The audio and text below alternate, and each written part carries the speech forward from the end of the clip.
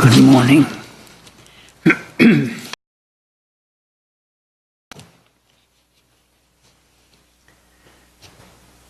Om Asato Ma Sat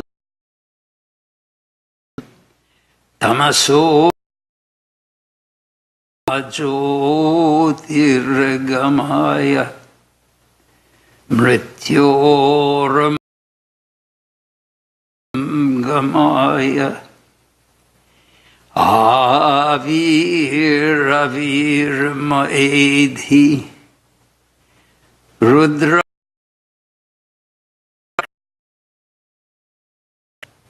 Te Namam Pahinityam. Om. Lead us from the unreal to the real. Lead us from darkness unto light. Lead us from death to immortality. Reach us through and through ourself, and evermore protect us from ignorance by thy sweet, compassionate face.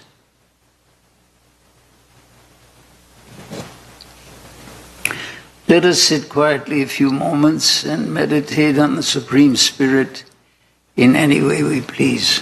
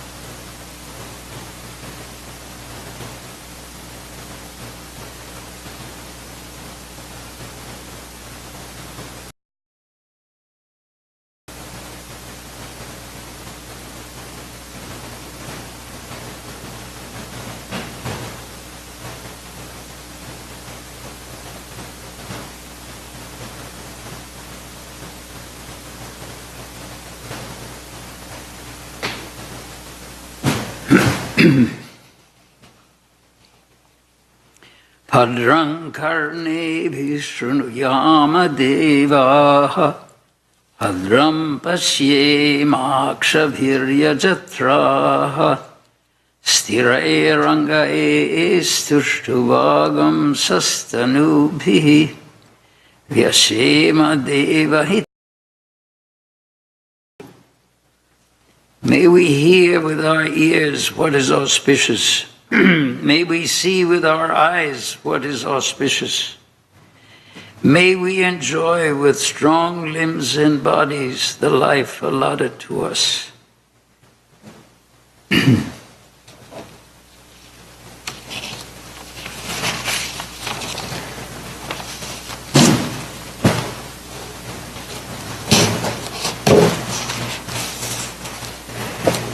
Swami Vivekananda, From Karma to Karma Yoga.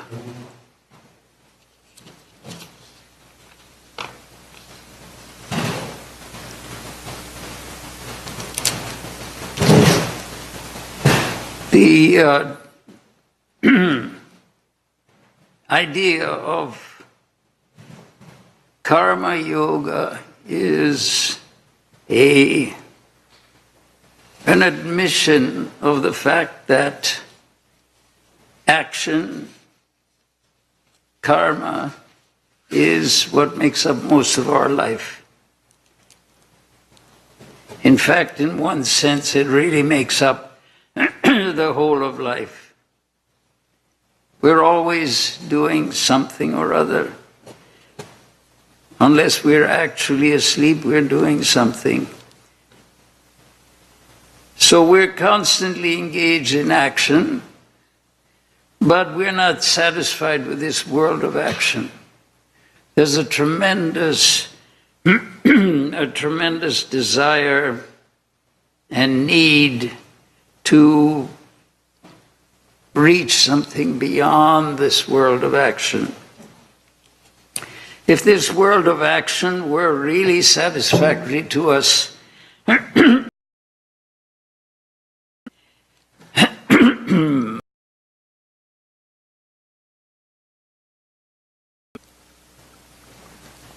if this world of action were really satisfactory to us, then we would not look for anything more. We would not look for anything beyond. But there's a tremendous and obvious problem with this world of action. It's not eternal. And it is, in fact, painfully non-eternal. And even when we're engaged in this world of action, even knowing that it had a beginning and it will have to have an end, we try to hide that from ourselves and somehow make do with an unsatisfactory but inescapable situation that we are caught in. We're in a world, we don't know where we came from, we don't know why we're here, we don't remember asking to come here. We simply become aware of the existence of this world, and then we make up all sorts of theories about it in order to try to somehow make a good thing out of a very, very unsatisfactory situation. We don't know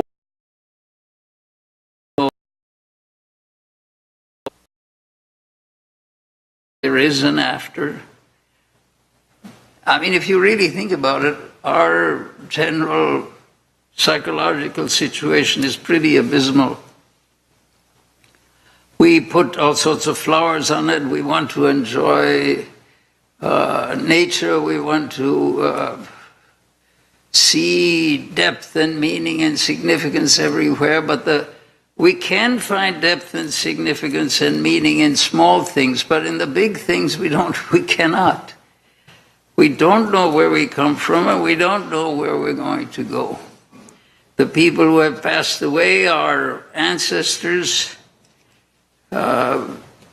where they have gone, or what the purpose of their being here, and what has resulted from their staying here. None of those things we know. We guess. And then maybe we go to mediums and, all sorts of things to try to figure some of these things out. But nothing really is very convincing, and some of it is downright false. So this is where we are, and where do we go from here? Because we are endowed with minds that search, that inquire, we demand an answer. But that answer is not forthcoming. So then we have various theories get from great sages who themselves are great because they have reached beyond this world and they have found a meaning. They have found a purpose, a significance for all of this. They are not in that quandary anymore. And we have seen, or we have read of, or we have been told of the existence of such people, and we say, okay, they found something that caused them to be satisfied. And how do we do that? How do we get there ourselves? So then we have the various methods that have been developed historically, and they are, Swami Vivekananda divided them into 4 yogas, one of which is karma yoga, namely the yoga of reaching answers to fundamental questions through action. The other yogas about philosophy and devotion and meditation, they have their own techniques. But karma yoga is something rather unique because generally a distinction is made between the life of our ordinary life in this world and the spiritual life. And in the spiritual life you can have devotion to God, you can have meditation, you can have philosophy and strive in that way to obtain fundamental, deep, significant knowledge.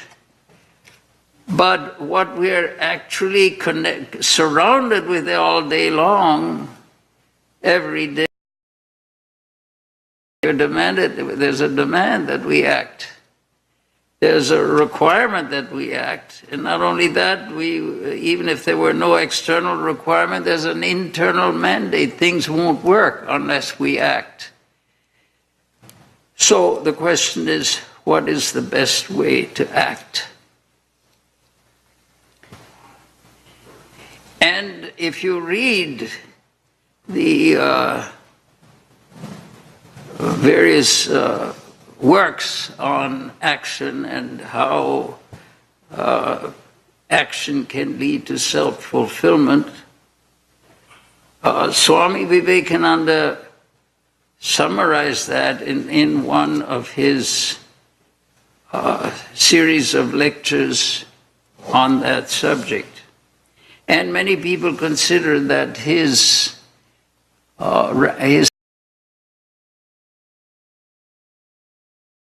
freedom through work, karma yoga, his best contribution to the subject of religion and spirituality, that there was a great fundamental significance to his formulation of it. And basically, what the philosopher wants to attain by a deep analysis of phenomena and circumstances, what the devotee, the practicer of the path of devotion wants to attain through worship, through the love of a supreme reality beyond the confines of this ordinary world, and what the meditator wants to achieve through control of the inner energies, the karma yogi has to attain just by work alone. Now, there's a story in the Mahabharata which Swami Vivekananda quotes, which is really, in one way, very difficult to understand. It's the story of an ascetic who was meditating in a forest, and his meditation was disturbed by some leaves falling from the tree under which he was sitting. So he looked up as to what the cause of this falling of leaves was, which disturbed his meditation. And he saw that there was a crow and a crane, two birds were up there fighting. And in their fight, they loosened some of the leaves. These leaves came down on him and somehow disturbed his meditation. So he, looking up, his anger at having been disturbed by these creatures was such that fire issued from his eyes and burned the crow and the crane to ashes, and they fell down. And he thought, my goodness, I have the power to do that? That's not bad. That was his reaction. And so then he went on. Later on that day or in succeeding days, he came to a city, to a town to beg his food. And he came to a house, and he that monks use in that part of India for announcing their existence, and then the people of the house, they provide whatever is available. They will provide some of it for the monk. That's considered a very auspicious, very holy act, and it's been followed in that country for untold ages. Not only in India, you have that same custom is present in many other countries. There was a book recently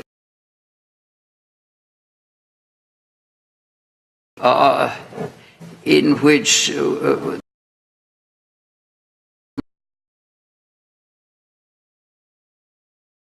continues his way.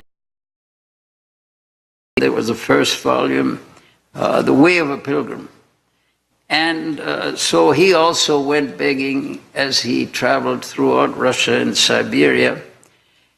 And so it's a universal custom. A person who's devoting himself to spirituality, there is a feeling that this should be supported. This is a meritorious thing to support that. So he approached this house, and he announced his presence, and the lady inside said, I will come in a moment.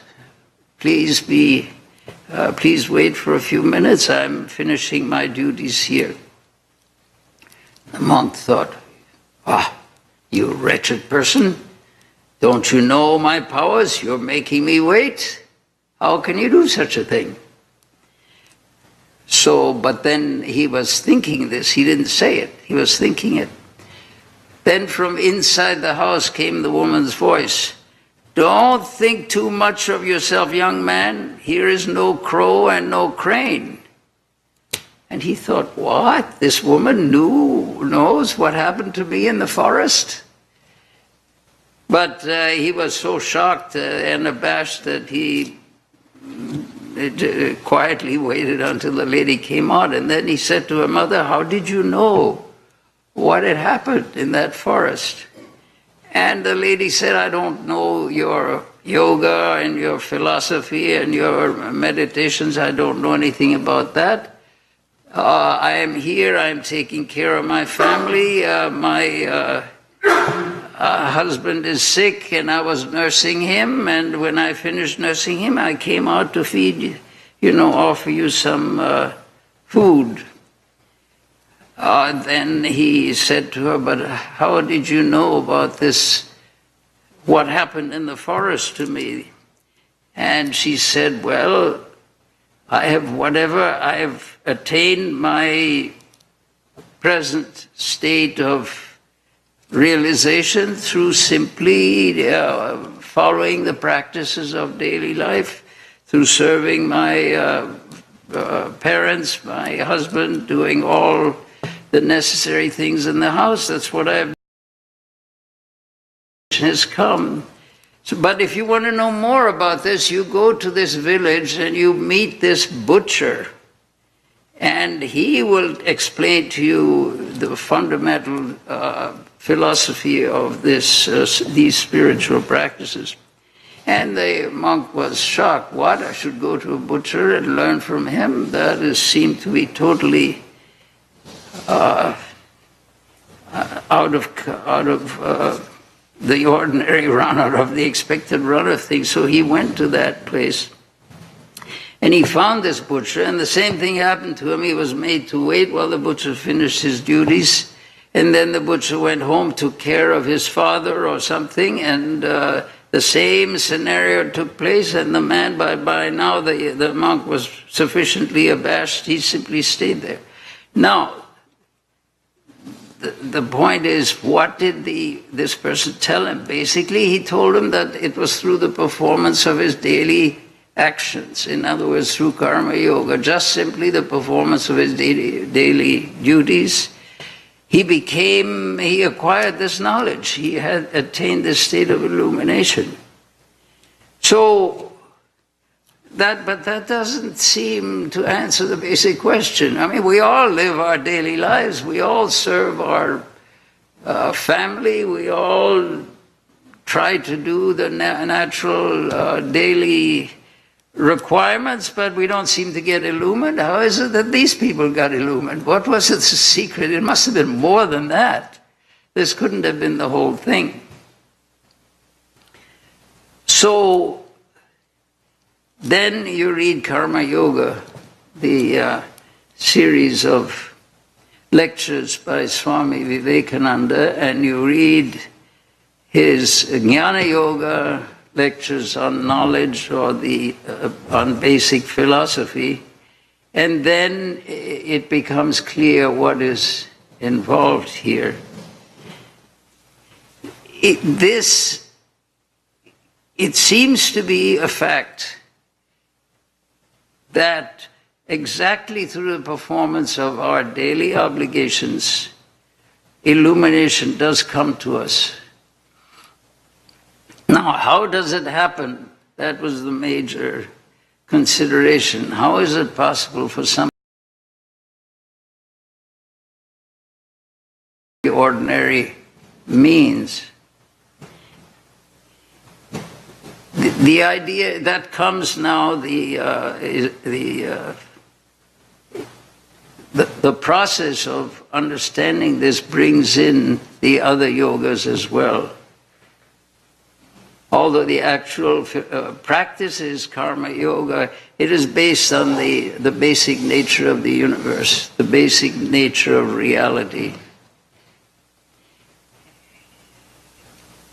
And that is that everything that is perceived has a certain background. All of our actions are taking place in a certain background, in a certain, can be analyzed. All of our actions can be analyzed in a very fundamental way. What is the reality here? We feel ourselves we feel engaged in a certain reality, in a certain context. We feel that we have relationships, we have meaning, we have, there's a past, there's a future. But what is the reality of the experience of everyday life? The statement that is made is that the reality of everyday life is a spiritual reality, which is exactly what we do not feel. We feel that the reality of our daily existence, the reality of everyday life, is just this. It's made of bricks and stones and mortar, and it has to do with obligations and our work and our families and this and that. These are all these small things. So the question naturally arises, how from these small things, from the experiences of everyday life, how do you get this huge picture of the fundamental reality of everything? How do you go from the particular to the general? What is the connection between each particular sensation, each particular idea, and the infinite and the eternal, which does not come, does not go? What is that connection? The result of this investigation over the centuries has brought about the philosophy of what is called Jnana Yoga, or knowledge, which analyzes the fundamental constituents of experience. And if you do that, you find that if you analyze your own experience, you always come to a point beyond which you cannot go. You can say one thing leads to another, but there's always a point beyond which you cannot go. If you analyze, for instance, the existence of all material objects, and you can say that what appears to be there is not really what's there. If I look at it more if I look at even ordinary things, say with a very powerful microscope, it doesn't look like this. It looks like it has structure. And if I look at that structure in great detail, that structure has its own structure. And I get down to atoms, and first to molecules, and then atoms, and then I get down to constituents of atom, nuclei, and all of that. And then the nuclei themselves have structure, and the structure within that itself has structure. It goes on, atoms, and then protons, neutrons, and then quarks and whatnot, all these strange particles that are talked about nowadays. But every one of them has structure. There's no end to it. In other words, if you look at physical reality in great detail, you never come to the end of it. You never come to the essence of it. You never come to what it really is. Every discovery that is made leads to additional questions. There's never in the films that does not. So there, somewhere between this world and that infinite reality, there must be a jump has to be made. Because as long as what we're dealing with has anything to do with this world at all, it has come into existence and it will die. There's no exception to that. But spirituality, in spirituality, in religion, the statement is made that there are things which are eternal, or there are realities which are eternal. So how do you get from our ordinary experience, which never reaches the eternal, which always leads to more questions, how do we get from there to that infinite, that eternal, that unbounded reality, which is said to be Sat Chit Ananda? Not only does it have existence, but it is not only conscious, it is all consciousness. And not only is it painless, but it is the essence of painlessness, it is the essence of bliss and joy. How do we get to that? Somewhere there is a jump always has to be made from that which we experience ordinarily to that ultimate reality, whether it's called God or anything else. But that jump can be made and has been made. And each of the yogas, each of the paths toward that realization has its own way of getting from the finite to the infinite. But the point is, underneath this experience of ours, there's a continuous reality, which is the essence of each of these experiences. And how do you get to it? Of course, in meditation, you try by quieting the mind. You are able to perceive that reality. You quieten the mind is like quieting a lake. And as long as the lake is waves, there are waves, and on the surface you don't see the interior of the lake. When the waves stop, when the waves subside, you don't see any of the reflected surface. You see only the bottom, and you see the bottom extremely clearly, very clearly. Was the bottom gone when you were seeing the reflections? No, the bottom was there all the time. But you had to stop the reflections in order to be aware of it. This is the analogy that is used for spiritual knowledge, for the existence of God, for the existence of something eternal, unbounded, as the essence of existence. It isn't that it isn't there now, it is there, that is perfectly present right now. If you look at this lake, you can't say, because you don't see the bottom, you only see the wind on the surface causing the reflections of mountains and sky and all that. You can't say there's no bottom to this lake. So when the wind stops and you no longer see the reflected reality, you only see what's at the bottom of the lake, and you see it extremely clearly.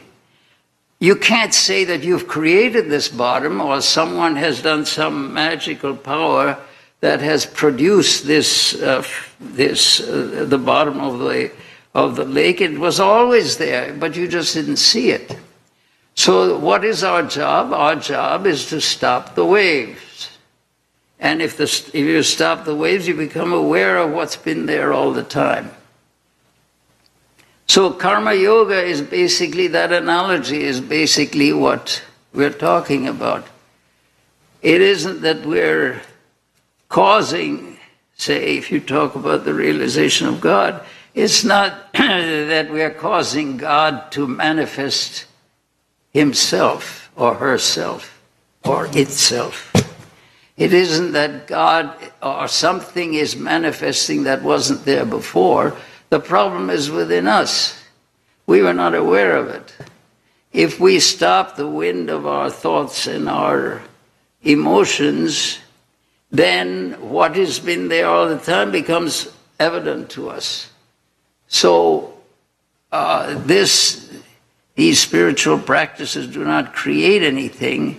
They remove, what do they remove? They remove the confusion from our minds. When that confusion is removed, when that clarity is experienced, then that which was always there becomes visible. It's not something that has to be created. It's the reality all the time. So when this butcher was saying that he doesn't do any spiritual practices as such, he simply serves his parents and serves his family in various ways, earns his living, and therefore he has become illumined, then we naturally think, well, we're doing all of that, why don't we become illumined? The question is one of intensity, that is all. If our concentration is intense, our dedication is intense, and then that same result is available to us. So the story of the butcher is just that these things, even in the most ordinary activities of life, the truth is fully present. The truth being the fundamental reality, the essence is fully present right now. Science has not been able to find anything fundamental and unmoving and eternal, because they're not looking that way. They're looking at the phenomena, and the phenomena always show more and more possibilities. But if the quest is not to the outside, scientists are looking on the outside. The real science comes when you begin to look within, when you begin to consider the inner reality. And in other words, the work is to be done inside. And there are certain, Swami Vivekananda makes certain points in this discussion of karma yoga.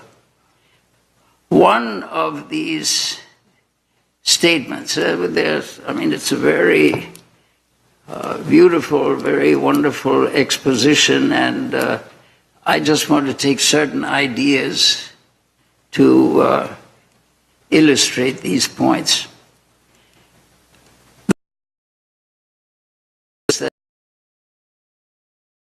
Is that the goal of humanity is knowledge, not pleasure or experience.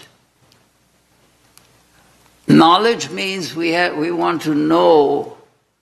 Knowledge means not only knowing intellectually, oh, this is so, but feeling it within our hearts, the reality of it within our own hearts. Spiritual experience must give us that feeling that we are in that reality, we are absorbed in it, we are experiencing it, we are surrounded by it, and really that there's nothing else fundamental that we can aim for.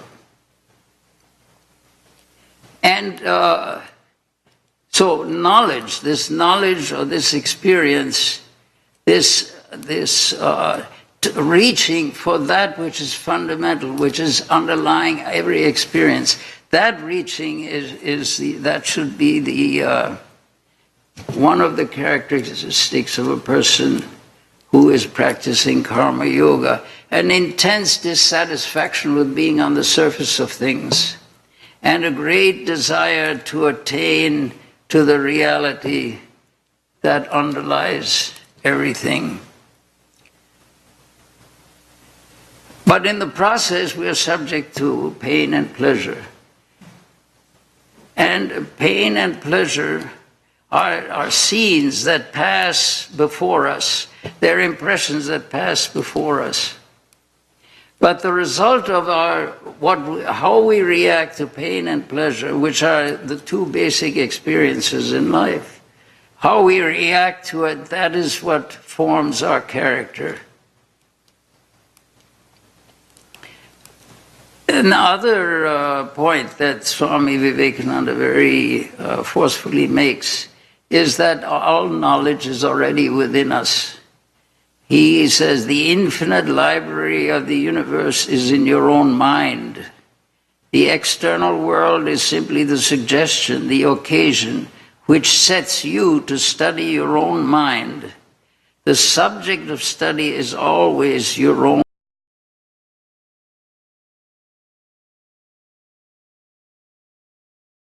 It is covered now, it only has to be uncovered. That goes back to the idea of what is the basic reality here. What is the fundamental nature of reality which we are trying to uncover? That is always present. In other words, the bottom of the lake, if you use that analogy, is always there. And where is it? It's within. The kingdom of God is within you. I mean, all that we aim for, all that we want to attain, is already within us. And we only have to become aware of its existence. But whatever knowledge we get is really in our own mind. Swamiji makes the point that even something very physical, such as the law of gravitation, the apple fell, and Newton thought about it and reasoned out certain things and discovered the universal law of gravitation. So Swamiji makes the point, where was that knowledge? Where is that? What is that fundamental reality? Where is that reality? Is the reality in the apple that fell, or is it in the center of the universe, the gravitational field? Where is it? His answer is, it's in your own mind. The whole library of the universe is in our own minds. The whole reality of what we are trying to reach is in our own minds. In our own minds is that lake. In our own minds, there's also the wind that blows over the surface of the lake and prevents us from seeing what's at the depths of our own minds. And we also have the spiritual practice is the practice of calming that wind, so that the reality that's always within us, not just around us, there's nothing outside, everything is within. What we perceive is within, the reality is always within. If you ask yourself, how do I know that there's a world out there? How do I know that there's an existence out there? I know it because I perceive it. So what does it mean to perceive it? I see this, I see this. But I point to the fact that it's outside. Yes, it's outside. I mean, this wall is out there. But really speaking, the wall is inside here. It's only in my own mind that I know that the wall is out there.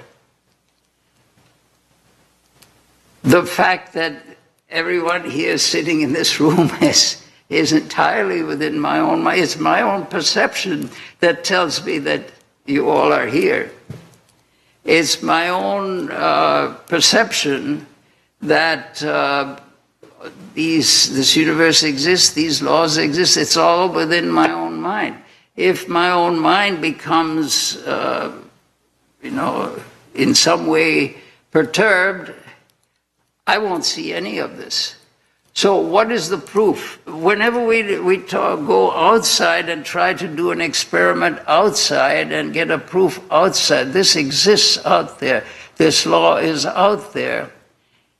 Really, Swamiji makes the point, really it is within ourselves that we know that it's out there. So fundamentally speaking, it's within us that all of this is taking place. And of course, it's a very strange idea from a contemporary scientific viewpoint, in which there's definitely a universe out there. But as long as we believe that the universe is actually out there in the sense of ultimately out there, we're not going to be able to get to the reality. The reality will come when we realize that the truth of things is within our own self. Because what happens when we are born? We were born, we did not know there was a universe out there. And when we die, the fact that there is a universe out there is no longer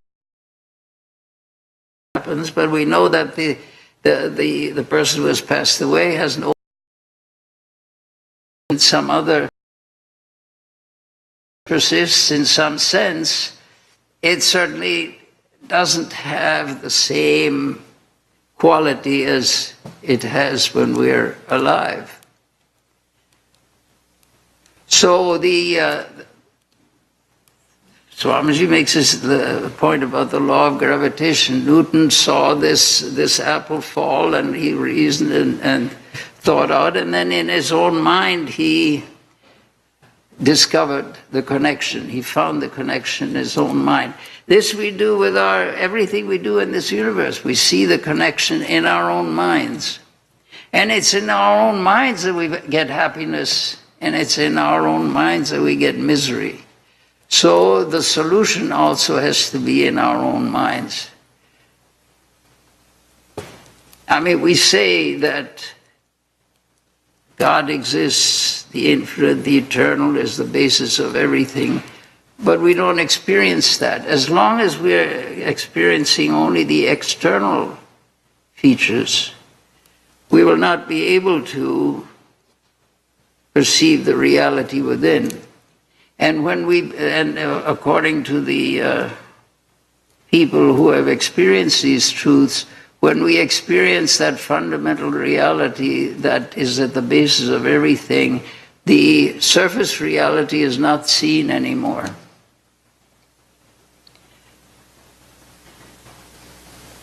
So, the infinite library of the universe is in your own mind. The external world is simply the suggestion, the occasion, which sets you to study your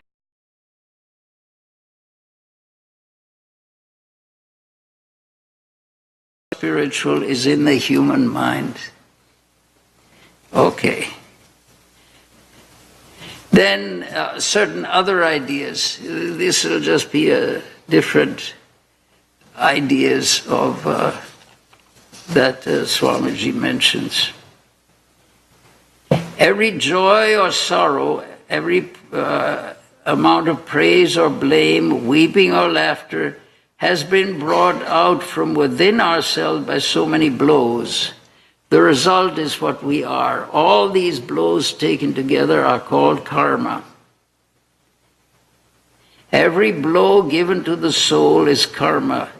Every blow by which fire is struck from the soul is karma. So karma is then the weapon that we have every moment, every day is the weapon that we have to resolve that basic problem. What is this reality? What is all of this about? Other statements that he has made. Consciousness is Brahman. It is within consciousness that all existence is seen. Consciousness is the irreducible substratum.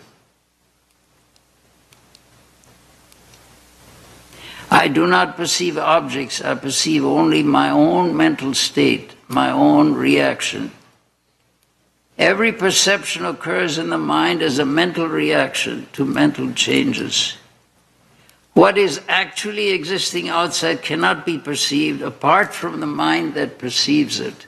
This is, in order to solve the basic problem of existence, one has to go into the very nature of existence, into the very nature of what exists. All things are the display of thought, the manifestation of will, which is caused by character, which is manufactured, and character is manufactured by karma.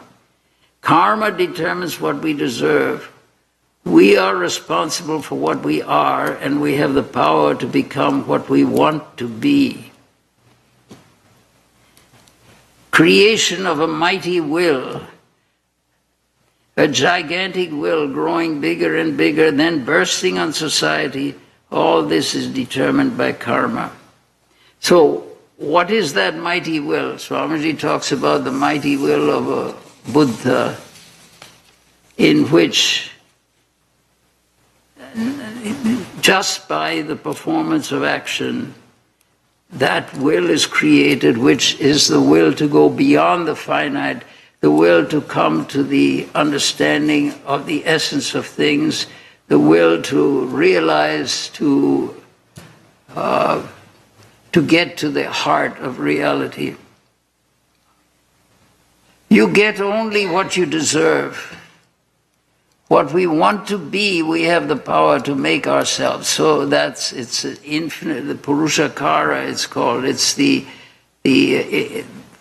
power is within us to direct ourselves in any way to achieve whatever we want to achieve. But the ultimate question still remains, how does the work itself lead to a transcendental state? Work deals with all sorts of practical things.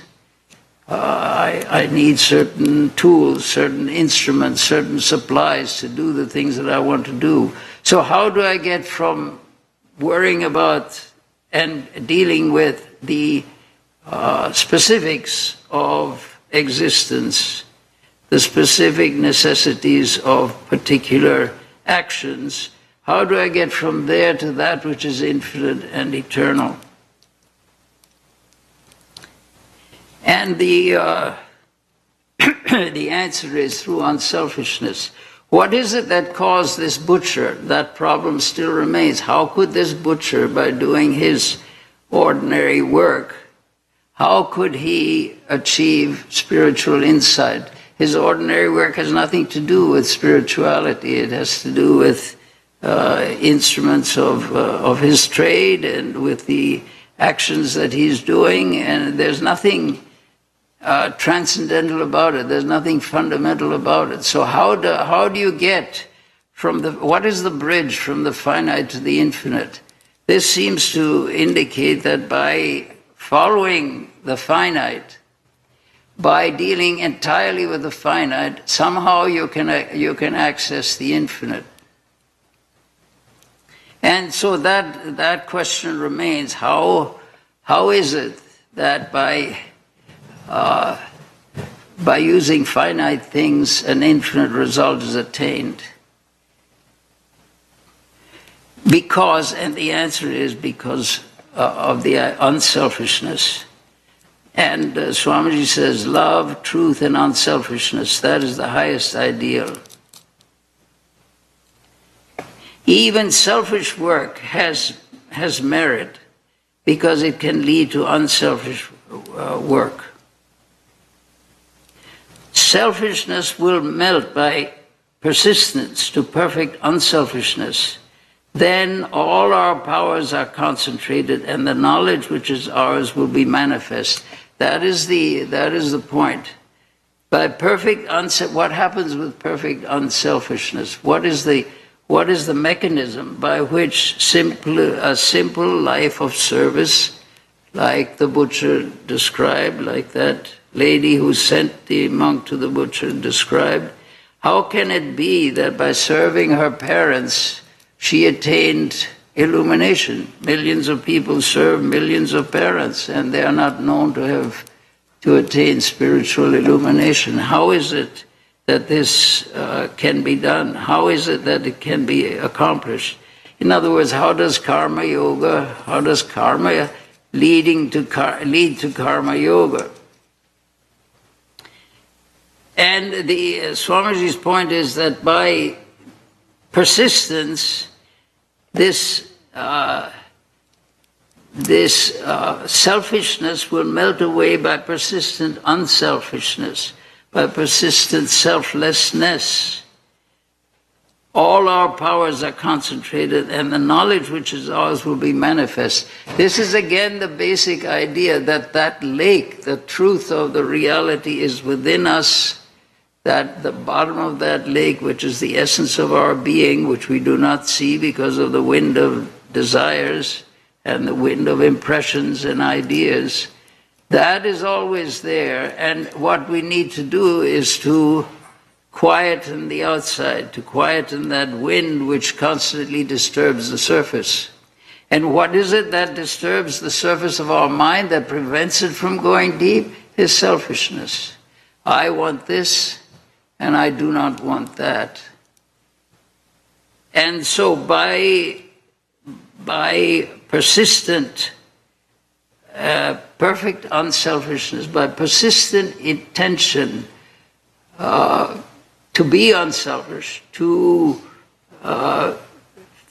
favor others rather than to piling things around this particular being, by going from the individual to the surroundings, to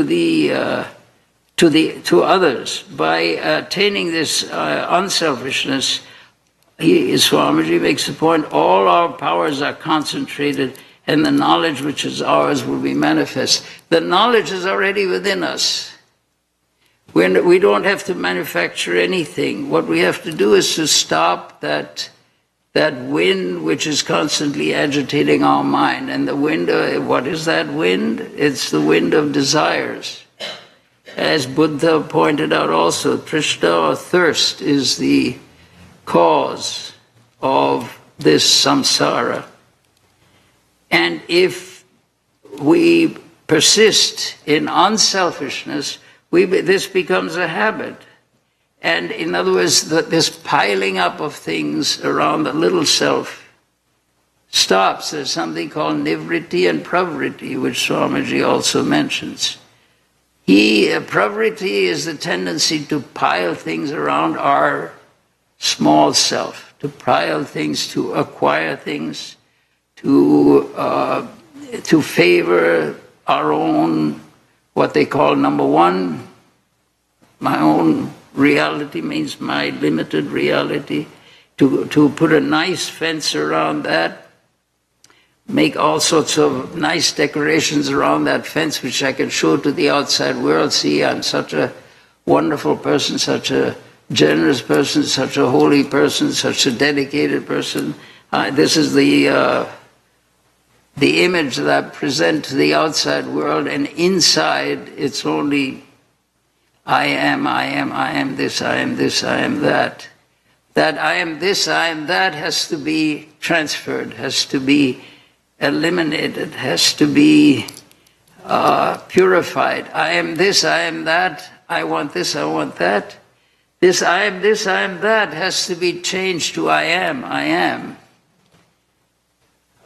Moses asked God, when God commanded him to go to the Pharaoh and ask for the release of the Israelites that were in captivity in Egypt, he asked God, whom shall I say sent me? I mean, after all, he was going to the king and asked the king to release all of his slaves, all of his workmen. Why would the king want to do that? So, whose authority have I got to make such a demand? And from out the burning bush, Moses heard a voice saying, tell Pharaoh, I am that I am. In other words, this was God's identification of himself. I am that I am. That I am, that inner consciousness within is that divine reality within. And we don't experience it because we are concentrating everything on the manifestation, on what we think we are, on the limited. That limited is always, has always for its basis the unlimited, the eternal. So pravritti, the tendency to pile things around the limited, to pile things around a phenomenal reality rather than the essential reality. That is the problem. How is it to be conquered? By nivritti. Nivritti is this unselfishness, is this giving away, is this emphasis on that I am inside, that which is a universal phenomenon. It's nivritti is the giving away, the unselfishness, the thing that takes away the attention from the limited and the small, and is absorbed with the infinite and the eternal, is absorbed with the huge, with the large, bhuma. In the Upanishad said, nalpe sukhamasti, there is no happiness in the alpa, in the small, bhumayava yat sukham, in the bhuma, in the infinite, in the eternal, that is where happiness is to be found. So it's again an emphasis on the same thing. The truth is already within, we're not manufacturing it. But why is it that we're not seeing it? That is a question we can always ask. If that reality is the basis of all perception, pratibodha viditam, in every perception that is to be seen, then why is it that we don't see it? The reason is because we are concentrated on the small. concentrating on the law. In other words, doing our duty means I am not doing it for the glorification of the small, of my own little self. I'm doing it because I want to be serving properly the external, the fundamental reality, the eternal reality, rather than the internal aspect of things. So that's why karma yoga by itself, without any reference to God, without any reference to any philosophy, it is just based on this one idea that when we pile things around the seeming reality, the temporary reality, that which comes and goes, which was born, which exists, and which will die, that is false action. And when we pay attention to the eternal, the essence of things, begin to perceive that, the existence of that. But it's just, this is how just by performing daily actions in the best possible way, the essence of that is that it is based on unselfishness. It's not what I want, it's what my position requires, my service requires. That is what's important. So it leads to unselfishness. And that perfect unselfishness is what leads to the realization of that which is the background of everything, which is the essence of everything, which is the God of this universe, which is the fundamental reality that we want to attain. It's this thing which has come into existence, which lives for a while and then which disappears again.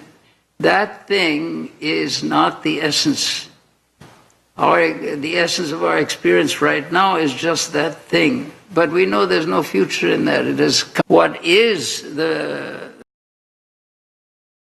future is the essence of that, which has not come into existence and which will not go.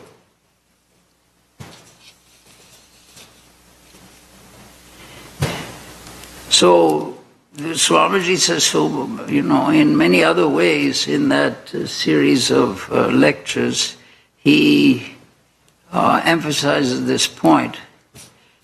But the essence of all of this is that this is the best thing we can do is to strive with all our might and main for this non-attachment, with this non-attachment to the small, which means attachment to the large, pravriti and nivriti, instead of piling things around that small reality, unselfishness, giving away that which is small for the sake of for the large. That is what brings us to our basic reality. And in this, he mentions many other, different aspects of this, which we won't have time to go into. But one of these things is that we are all debtors to the world. We think that the world owes us a lot, but actually we owe everything to the world. In helping the world, we help ourselves. And then there's also another possibility. Karma yoga does not require the existence of a specific belief in God. But if there is, but one must admit that this infinite reality, which is our own self, which is true, which is the core within ourselves, also exists eternally as the core within everything else. So as long as we perceive a universe, perceiving a universe by itself means that there is also a God to be perceived. If we perceive our own infinite reality That is the totality. We don't need a specific reference to a God. Aham Brahmasmi, I am Brahman, that's all. But as long as we perceive the existence of a world, that by itself implies that there must be a creator of this world. There must be there is that eternal reality manifests through this world. If we perceive the existence of this world, we cannot really deny it, and at the same time we admit the possibility of that infinite eternal background at the back of every experience, pratibodha viditam. If we admit that, then we also have to admit that what comes through us in this world, in other words, every experience, every thought, every idea, every conception that we have in this world comes from that Brahman, that undying reality passing through the world. So Swamiji made the point that the highest reading, the personal God, is the highest reading of that infinite reality by the human mind. So that the existence of a personal God, praying to such a God, obtaining the grace of such a God, that is not at all in contradiction with any of these ideas. It is not that the truth is impersonal and has no personal divine aspect. As long as we see this world at all, as long as we see multiplicity at all, that infinite reality that is experienced in samadhi by the great sages, that is referred to in the Upanishads, sarvam khalidam brahma, every perception is Brahman. That reality and the existence of a finite divine presence in this world are not contradictory.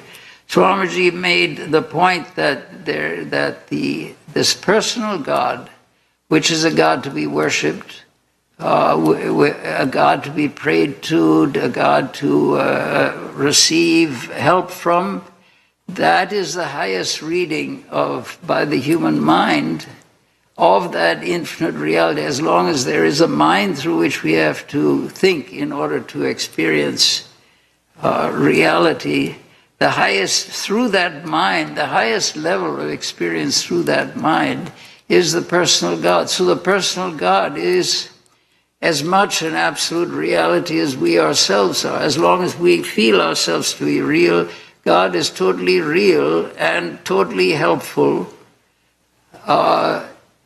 and totally approachable. It isn't that there is a division or a boundary that is created here, and that we're not that the personal aspect of things is to be ignored. The personal aspect is the impersonal as read by the finite mind, and they come into existence and they go out of existence together. Ishvara, Jagat, and the individual self. That means the Lord, this world, and our own reality. They come into our own finite reality. They come into existence together and they go together. The ultimate point is that every experience really is an experience of reality. Every experience, pratibodha viditam, in every experience, that divine essence is actually being experienced by us now. Right now we think every experience is temporary, is impermanent, it comes and it goes. The experience comes and goes, but the essence of that experience is the reality that is seen through the experience. The light, we would not, if that divine reality, if the ultimate reality were not there, we would not be able to have any experience at all. It is only because of the presence of that any experience, from the most finite to the infinite, is possible.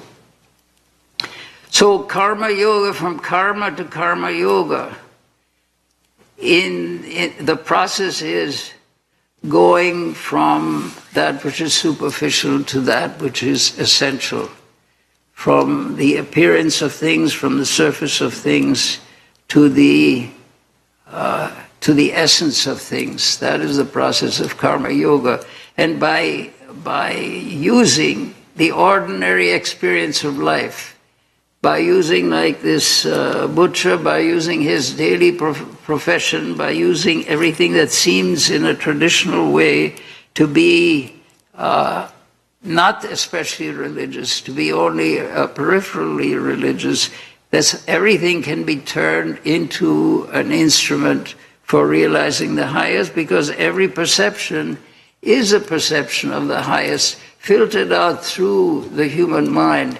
If that filter is cleared, is cleaned, is made transparent, that every ordinary experience becomes an experience of the infinite, when the finiteness itself is no longer misting the view, as Swamiji said in one point. Thank you.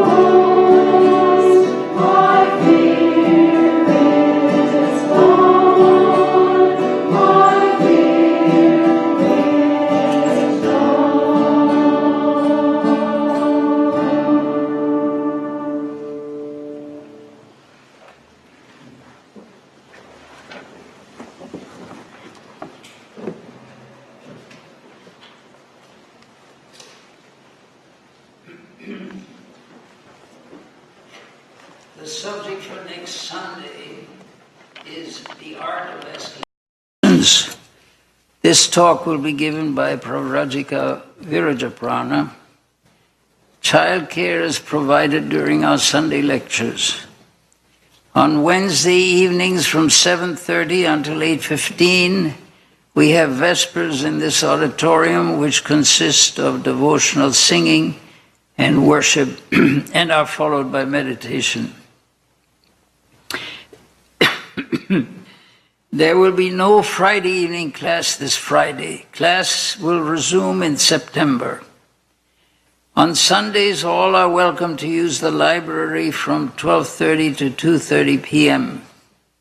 You and your friends are cordially invited to attend all of our services. As usual, after the lecture, there will be a question and answer session in Vivekananda Hall, and all are welcome.